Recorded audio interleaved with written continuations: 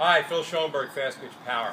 One of our followers, tournament pitcher, asked a great question. He said, I am finding it very difficult to get into the flow of a tournament game that I am scheduled to pitch, because often in the midst of the tournament format, I'm only given 10 minutes to prepare myself to get out into the 8-foot circle and pitch. This is a very, very common problem. And for this particular pitcher, it wasn't just the physical aspect. It was also the mental aspect. It was taking an inning and a half, as much as 2 innings to get into the flow of the game. And when she looked at her stats, and this is a pretty accomplished athlete, she would see that the vast majority of hits and runs that she's giving up are in the first and second inning. So she asked the question, what can I do? What's the best way to prepare myself to get into that 8-foot circle at my best and ready to perform? And I guarantee you that if you're in a tournament format, the hitters that you're going to be facing have not been sitting waiting for their turn to hit for 2 or 3 games. They've been hitting. They're ready. That first hitter that steps into the batter's box is ready to hit that ball if you do not have your command, your sharpness, and your speed. So, you got 10 minutes, okay? If you use that 10 minutes wisely, you can prepare yourself to get out there mentally and physically. If you are going to spend that 10 minutes, goofing around with your catcher and laughing and, talking about what you're going to do later that night in the hotel or whatever else it is that you guys talk about in between games, well, that's not the highest and best use of your time when you've got 10 minutes to prepare yourself to go out there and pitch. So our girls use a condensed version of our entire workout. And I'm not going to go into the entire workout now, but I'm going to give you the components of that workout that I feel are essential to prepare you to get back into that 8-foot circle, both physically and mentally.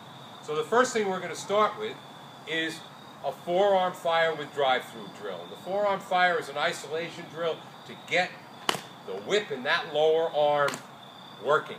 Now you only have to do 3, 4, or 5 repetitions, but each repetition has a purpose. The catcher will set her glove, and you're going to see in any one of these movements that you do, how many times can I hit that glove? That gets you focused. So I'm going to do 3 or 4 forearm fires, and I'm going to see how much speed can I impart just using forearm fire in a drive-through, and how can I command that ball going down the throw zone to my catcher's glove.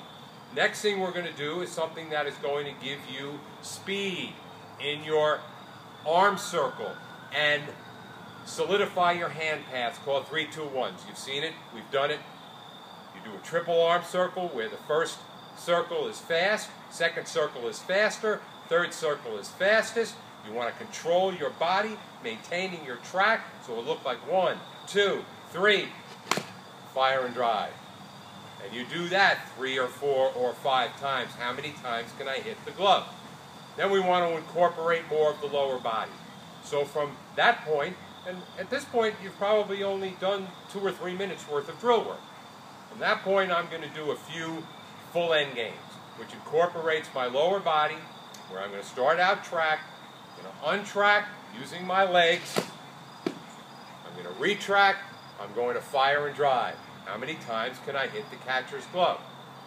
From that point, we're going to go back to the pitching rubber, and we're going to do progressive long toss. We've talked about this as well. You're going to have your catcher stand back at 50 feet, and you're going to throw 3 or 4 balls with good mechanics, tracking, making sure your glove is covering your target, firing and driving. You're going to have the catcher move back to 60 feet, and you're going to do exactly the same thing. You're going to have the catcher move back to 70 feet and do exactly the same thing. Then come into 60, do only 2 more reps, back into 50, do only 2 more reps. Then the catcher is going to squat at full distance, whatever that may be. Let's assume it's 43 feet here. And if you can get one of your teammates who isn't in the game at the time to stand in as a batter, one lefty, one righty, and you stand in that 8-foot circle on that pitching rubber, and you pitch to that batter as though you were in a game. You want to get that batter out. You know what that batter's tendencies are because that batter is on your team. You want to use your movement pitches. You want to use your change of speed.